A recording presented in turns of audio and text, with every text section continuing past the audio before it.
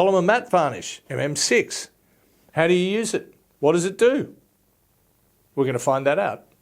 The polymer varnishes are acrylic varnishes. They are permanent, they are archival, they won't yellow, they will remain flexible. The polymer varnishes and medium are one of the most versatile mediums that you could buy. If you could only buy one medium to use with your acrylics, I would suggest one of the polymer varnishes.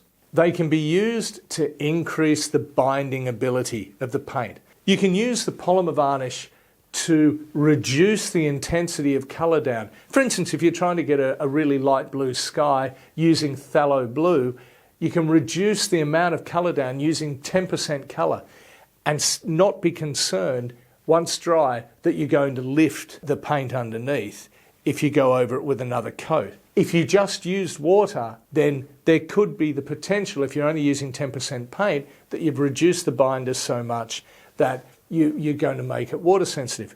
The polymer varnishes and medium will actually act as a binder in that case. For mixed media, using the polymer varnishes to adhere all sorts of bits and pieces, paper to paper, paper to canvas, pretty well anything to anything that acrylics will stick to, the polymer varnishes will work. They will not yellow, they will not become brittle.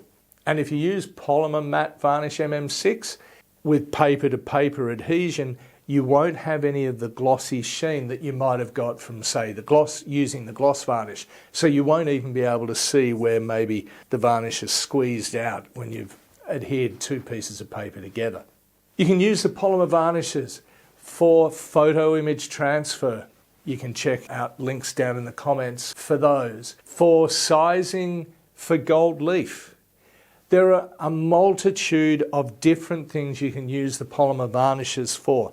Think of them as a clear adhesive. The thing they're made to do is as a varnish, which is to go over the picture once you're finished. In fact, you can also use them as a sealer to lay down beforehand. We do have special sealers to do that, the clear sealer, but you can use the polymer varnish down first if you don't have any clear sealer. But as a final varnish, you can use the polymer varnishes. They work as an isolation coat.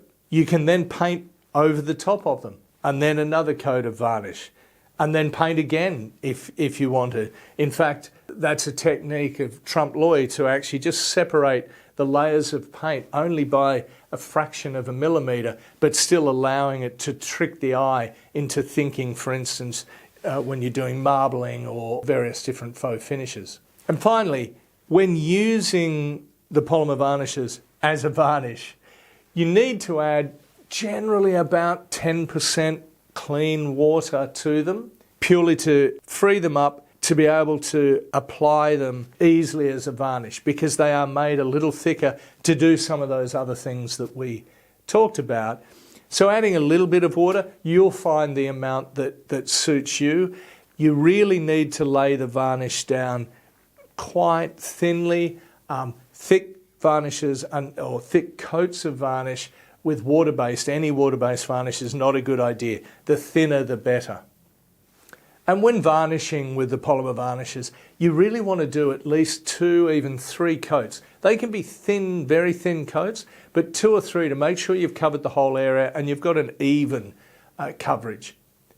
With the satin or the matte polymer varnishes, I would advise at least 3 coats, if not more, to make sure you have that even sheen all the way across the work, as you need a critical amount of that matting agent that's in there right across the work. And if the thickness, the coating thickness is not even all the way across, the sheen level may not be as even. As you build those coats up though, you will reach the critical level you need, and that will even the sheen out.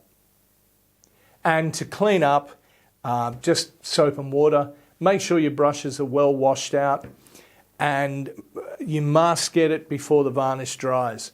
Once the varnish is dry, and if it's dry on your work, there's really nothing you can do. There's nothing that will remove that varnish. But as I say, you can paint over the top of it if you want to change something in the work. So that's all you need to know about Matt Varnish MM6. But if you have any questions, leave them in the comments below and don't forget to subscribe.